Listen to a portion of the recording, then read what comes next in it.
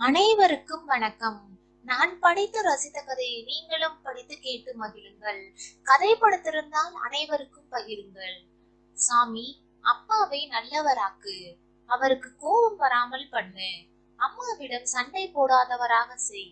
அம்மா எவ்வளவு நல்லவள், எங்கள் தெருவில் எல்லாரும் அவளை நல்லவள் நல்லவள் என்கிறார்களே, உனக்கு தெரியாதா சுவாமி? பின்னர் தினம் தினம் அம்மா அப்பா கிட்டே அடியோ திட்டோ வாங்குறது போல் ஏன் பண்ணுகிறாய்? அன்றைக்கு அம்மா குத்துவிளக்கு ஏற்றி வைத்துவிட்டு பாட்டு பாடி கொண்டிருந்த போது நான் உன்னிடம் சொன்னேன், இன்னும் ஒரு வாரம் தான் பார்க்க போகிறேன், அப்புறம் அம்மா அழ நேரிட்டால் உன்மேல் எனக்கு கெட்ட கோபம் வரும், நான் உன்னை கும்பிட மாட்டேன், கோவிலுக்கு வரமாட்டேன், அம்மாவோடு உட்கார்ந்து உன்னை நினைத்து பாட்டு பாடுவதை நிறுத்தி விடுவேன். அப்படியெல்லாம் சொல்லவில்லையா நான்? அதுக்கப்புறம் அம்மா 4 தடவை அடி வாங்கி விட்டாள். செவ்வாய்க்கிழமை அன்று ஒரு தடவை அப்பா ஆபீஸில் இருந்து வந்தார். எப்போதுமே டக் டக் என்று நடந்து வருவார்.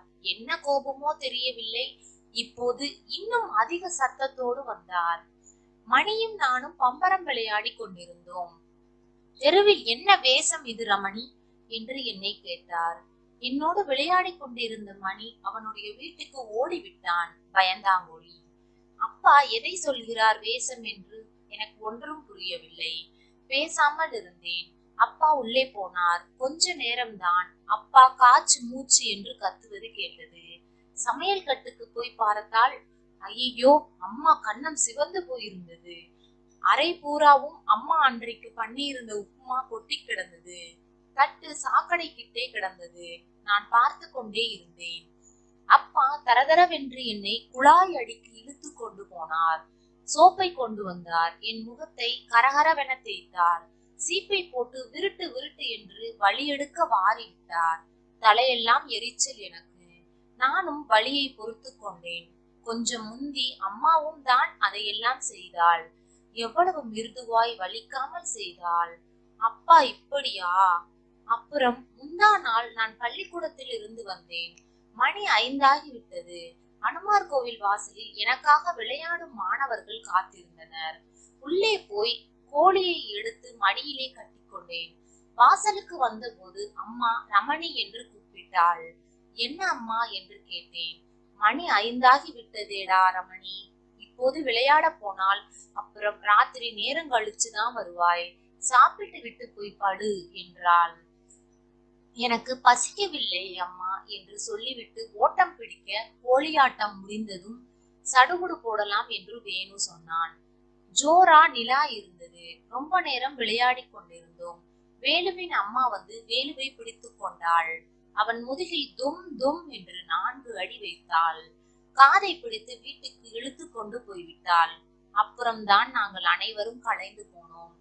வீட்டுக்கு திரும்பி வந்து பார்த்தபோது அப்பா தன் ரூமிலே உட்கார்ந்து காச்சு மூச்சு என்று கூச்சல் போட்டு கொண்டிருந்தார். அம்மா அழுது கொண்டிருந்தாள்.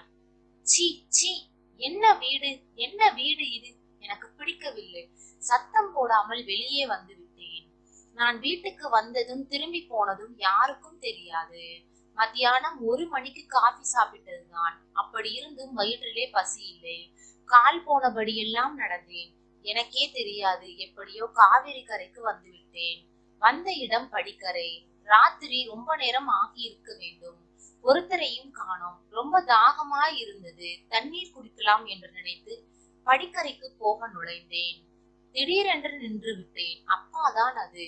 கையில் டார்ச் லைட், வாக்கிங் ஸ்டிக் வைத்துக் கொண்டு நின்றிருந்தார். அவர் பக்கத்தில் மளிகை கடை சுப்பா மாமா நின்றிருந்தார். சுப்பா மாமா அப்பாவுக்கு ரொம்ப சிநேகிதம். திடீரென்று அப்பா பேசினார். நான் ஒளிந்து கொள்வது கூட கஷ்டமாக இருந்தது. துளி கவனமும் கிடையாது சார். நான் தினமும் பார்க்கிறேனே, குழந்தைக்கு தலைவாரி விடுவது கிடையாது, அழகாய் வைப்பது கிடையாது, வேலைக்கு கூப்பிட்டு சாப்பாடு போடுவது இல்லை. ரமணியை நான் கவனித்தால் தான் உண்டு. இப்போ பாருங்களேன், சாயந்தரம் முதல் குழந்தையை காணோம். சாதம் கூட போடாமல் எங்கேயோ விரட்டி இருக்கிறாள் என்றார் அப்பா. அம்மாவை தான் சொல்லுகிறார். ஆனால் மேலே பேசினார். இதற்கு தான் சார் நான் முட்டிக்கொண்டேன். 2ஆம் கல்யாணம் வேண்டாம் என்று யார் கேட்டார்கள்? மூத்தாள் குழந்தையை இளையால் படுத்துவாள் என்கிறது சரியா போச்சு. ரமணிக்கு கூட தெரியாது தன் அம்மா இல்லை சித்தி என்று. தெரிந்தால் இன்னும் குழந்தை மனம் வேதனைப்படாதா? எனக்கு தூக்கி வாரி போட்டது பின்னே இருக்காதா? அம்மா இல்லையாம், சித்தியாம். ஓட்டமாய் ஓடினேன் வீட்டுக்கு. உள்ளே ஓடிப்போய் அம்மா கழுத்தை கட்டி கொண்டு ஓ என்று அழுதேன். என்னை கண்டதும் அம்மாவும் அழ ஆரம்பித்து விட்டாள். இப்படி 2 பேரும் அழுது கொண்டிருந்த போது அப்பா வந்து விட்டார். மூதேவி, குழந்தையை தொடாதே, அவளை தொட உனக்கு அருகதை இல்லை என்று கத்தினார். இல்லை வந்து என்று அம்மா ஏதேதோ சொல்ல வாயெடுத்தாள். அப்பா அடிக்க கையை ஓங்கினார். அப்போ எனக்கு கெட்ட கோபம் வந்தது. குறுக்கே ஓடி அவர் முன்னே நின்றேன். சித்தியை அடிக்காதே அப்பா என்றேன். அவ்வளவுதான். அப்பா பிரமித்து நின்றதை பார்க்க வேண்டுமே. அப்புறம் அப்பா சட்டென்று என்னை தூக்கி தோளில் சாய்த்து கொண்டு தன் ரூமுக்கு போனார். சித்தியா? யாரு சொன்னார்கள் என்றார். ஒருத்தர் சொல்லணுமாக்கும், நானே கண்டுபிடிச்சேன். நீங்களும் சுப்பா மாமாவும் பேசிக் கொண்டிருந்ததை கேட்டேன். இவள் சித்திதான், அதான் எல்லா அம்மா மாதிரியும் இல்லை என்றேன். ராட்சசி என்று அப்பா பல்லை கடித்து விட்டு, எல்லா அம்மா மாதிரியும் இல்லையா என்று என்னிடம் கேட்டார். இல்லவே இல்லை. கோபு அம்மாவை நான் பார்த்திருக்கிறேன். எப்ப பார்த்தாலும் கோபுவை அல்பாயுசு, படு வெட்டி, கட்டையில போகணும் என்று திட்டிக் கொண்டும் அடி அடின்னு அடித்து கொண்டே இருப்பாள். பாலுவோட அம்மா பாலு செய்கிற எல்லாத்தையும் அவங்க அப்பா வந்தவுடனே சொல்லி கொடுத்து செம்மையாய் உதவி வாங்கி கொடுப்பாள். நம்ம அம்மா மட்டும் ஏன் அப்படி இல்லை? நான் ரொம்ப நாளா ஆச்சரியப்பட்டு கொண்டிருந்தேன். இப்பதான் புரிந்தது. இவள் அம்மாவே இல்லை, சித்தி என்று சொன்னேன். இது என்ன அதிசயம்?